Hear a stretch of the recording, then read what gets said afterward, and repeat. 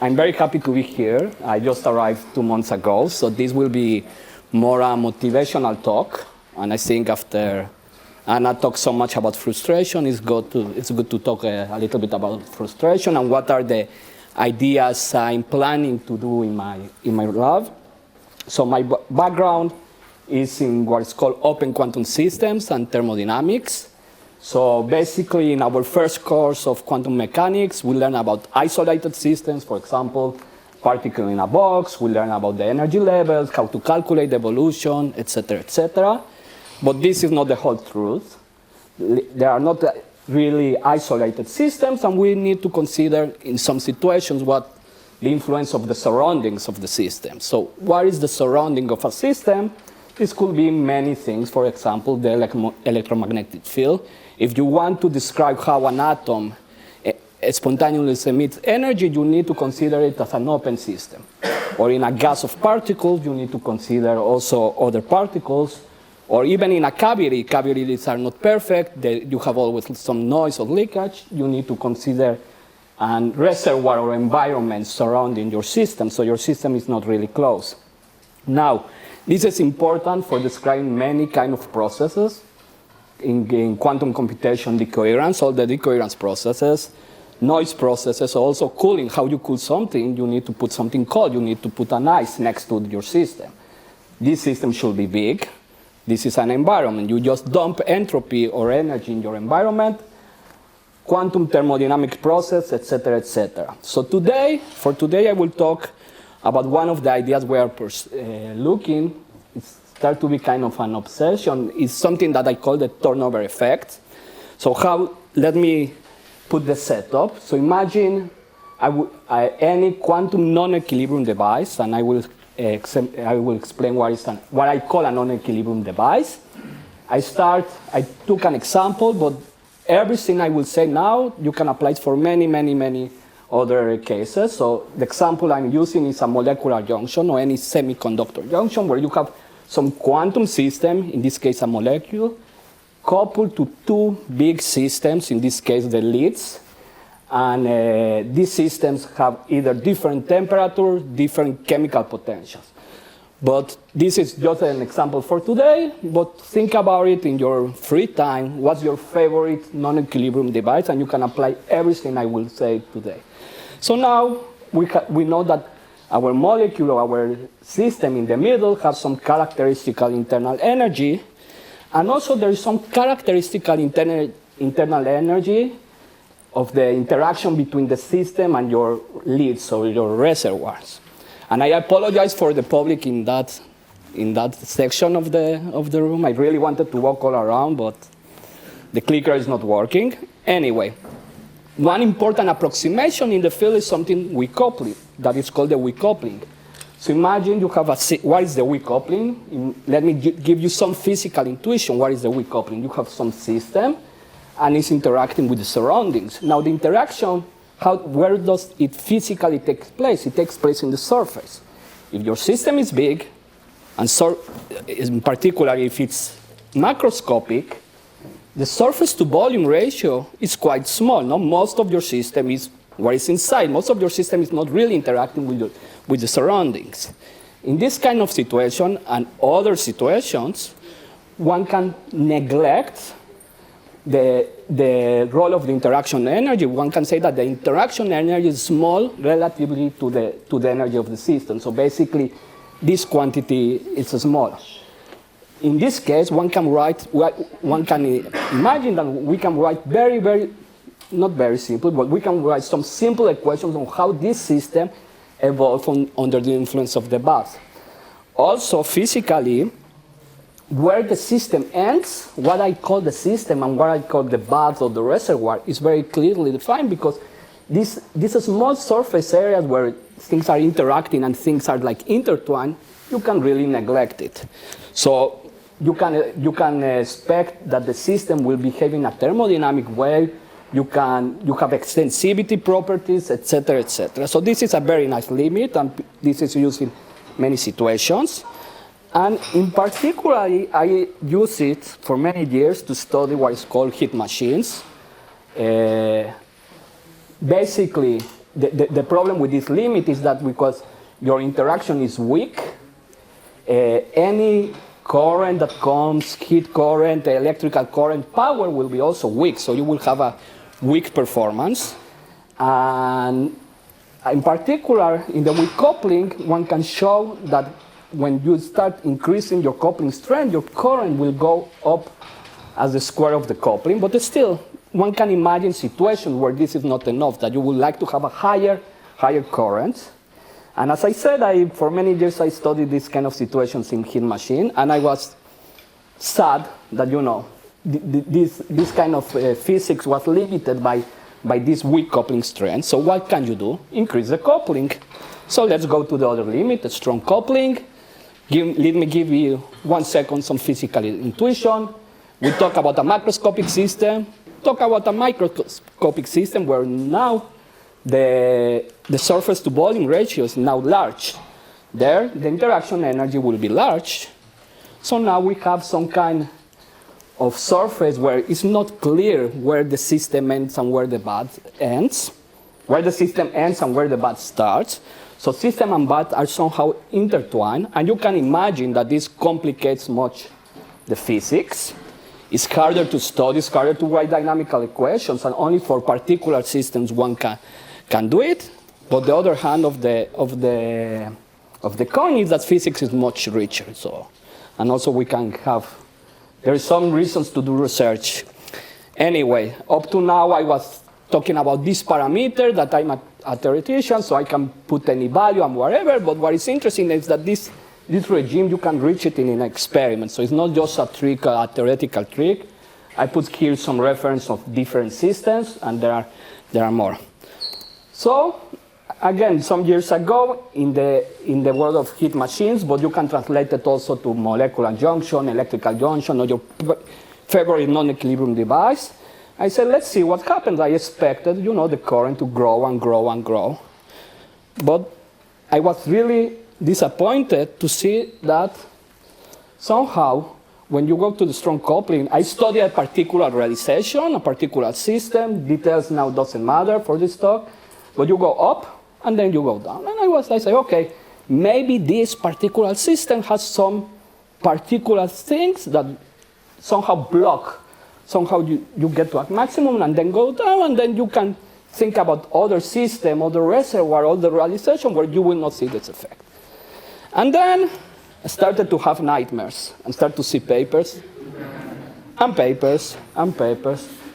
This red line is not correct, by the way, just and papers and papers. Every system I saw was the same thing. Things go up and down, up and down.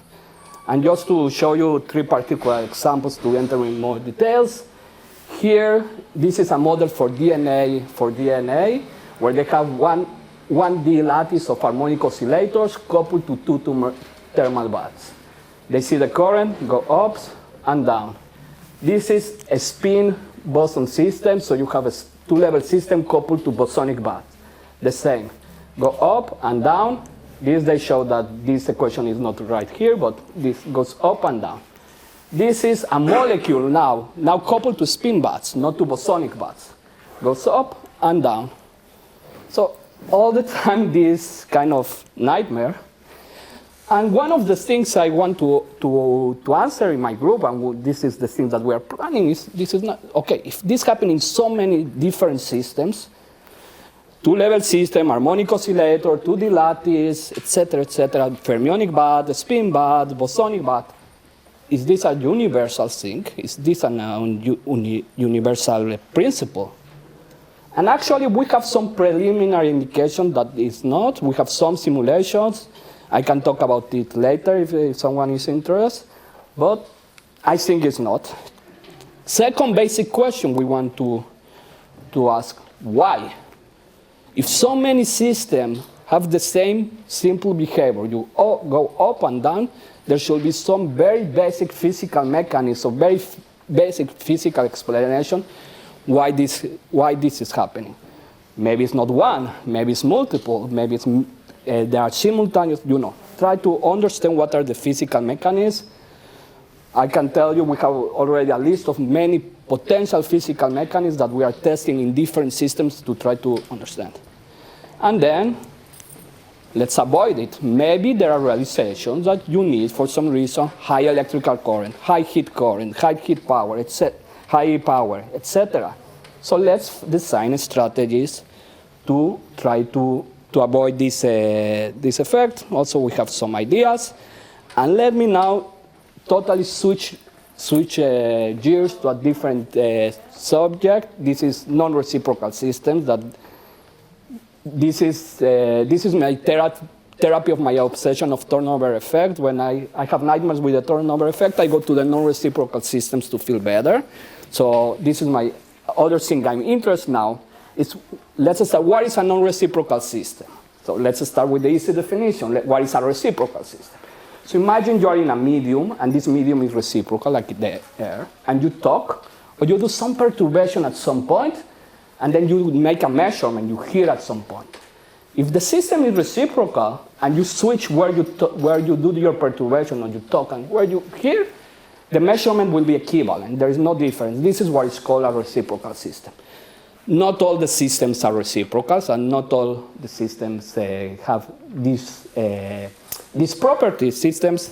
There are many non-reciprocal systems, and actually, non-reciprocal systems have been used for many, many, many applications. Circulators, isolators, even hard drives use non-reciprocal systems, some type of hard drives, but also some basic physical effects like the Faraday rotation. And here I have some list of some examples of type of materials who are non-reciprocals, and some of them are studied by some of you, well, semi-metals, time crystals, etc. Why I'm personally interested in non-reciprocal systems? Because they have some particularities from the thermodynamic perspective. So some years ago, they showed that if you have three spheres of a non-reciprocal material at the same temperature, and everything, also the surroundings, are at the same temperature, that this is an equilibrium situation, and you will expect nothing to happen or nothing to move, you can actually have persistent currents flowing around your system. From the thermodynamic perspective, this is a kind of strange, because you don't expect you expect to have fluctuation, random fluctuations in equilibrium, but you don't expect to have something that will give you time directionality, for example. So this is interesting. Other example that I worked recently, this is for doing Nano Engines. So imagine you have a cylinder, a small cylinder, and inside this cylinder you have another cylinder, and you put them at different temperatures. Then the cylinder inside automatically will start rotating, and this is due to a Casimir force, that is a lateral force. So by heating up one of the cylinders, you can build a nano engine. But there is one condition, and I don't have now a clear answer and want to understand better. One of these materials has to be non-reciprocal in order for this to happen. So some of the areas we will investigate are the following. I will show you very quickly, or give you some physical intuitions. If your quantum sensor is broken in your lab and you are in a crisis, what should I do? How you can use your kitchen fridge as a quantum sensor, okay? So don't worry, just go to your kitchen and go use your fridge. What's the main idea behind this? So let me explain you what is a heat machine first. Heat machine is a system. Here, think about your car engine. You have a gas inside, no? Sometimes you heat up your gas. So this means that it interacts with a hot reservoir. Sometimes you need to cool down your gas. This means that interacts with a cold reservoir. And also you have a piston that goes inside, outside, no? Now, so this is an abstract representation of your a heat machine. Now, if energy flows from a hot bath, part of it goes to the piston and part goes to a cold bath, this machine is operating as an engine, okay?